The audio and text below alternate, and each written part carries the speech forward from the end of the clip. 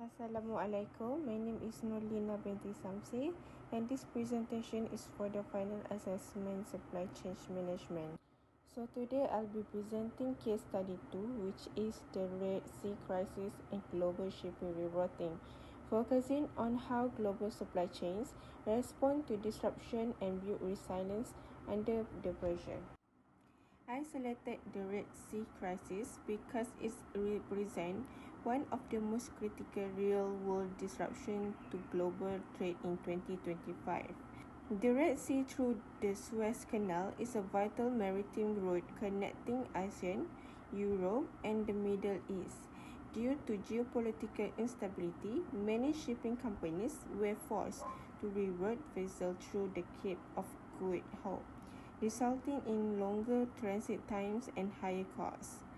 This case is highly relevant to supply chain management as it clearly demonstrates how disruption in logistics corridors can affect planning, sourcing, delivery, and overall supply chain resilience.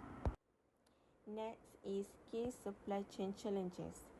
The Red Sea crisis created several major supply chain challenges. Shipping routes were disrupted and vessels had to be rerouted through the Cape of Good Hope, which significantly increased transit time. Companies also faced rising freight and insurance costs, while uncertainty increased across supply chain planning, inventory management, and also delivery reliability. These challenges place significant pressure on firms that depend on timely and cost-efficient logistic operation. Next is logistic and cost impact. One of the most immediate impacts was on logistic and transportation costs.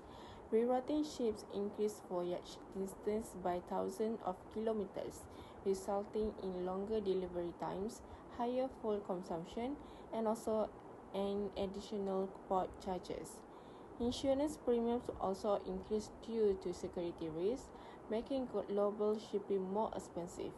As a result, firms experienced delayed production schedules, higher operating costs, and reduced service reliability, with smaller companies being more vulnerable than larger firms.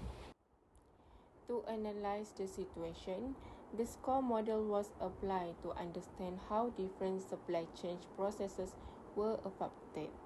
In the planning stage, demand forecasting and scheduling become inaccurate due to unpredictable delivery times. In sourcing, supplies lead times become uncertain, reducing flexibility and reliability. In the delivery process, shipment delays and higher logistic costs reduce overall supply chain performance. This analysis shows how a single disruption can affect multiple stages of the supply chain. Next is analysis supply chain risk metric. Using a supply chain risk metric, the Red Sea crisis can be classified as a high likelihood and high impact risk. The key risks identified include transportation delays, cost volatility, security threats, and inventory shortage.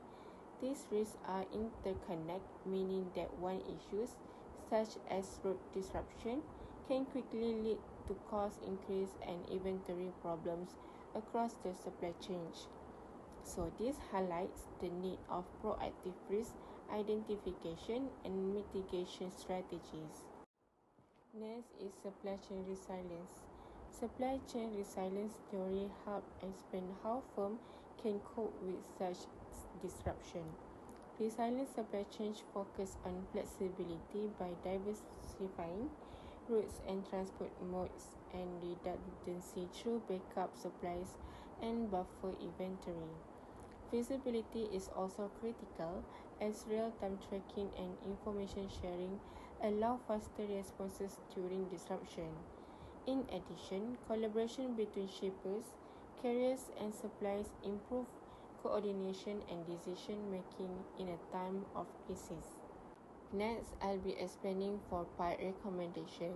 So based on the analysis, several recommendations can be made to strengthen supply chain resilience. Firms should be diversify shipping routes and logistic partner to reduce dependence on single corridors. The adoption of digital supply chain technologies can improve visibility and support faster decision making. Also, companies should also maintain strategic inventory buffer, conduct regular risk assessment, and also develop contingency plan. So this strategy can help organizations respond more effectively to future disruption. Lastly, in conclusion, the Red Sea crisis clearly demonstrates how vulnerable global supply chains can be to geopolitical disruption. Supply chains that focus only on efficiency are highly exposed to risks. This case highlights the importance of building resilience through flexibility, feasibility, collaboration, and also proactive risk management. The key lesson for global supply chain management is that resilience is no longer optional but essential for sustaining global trade in uncertain environment. I think that's all from me. Thank you for listening.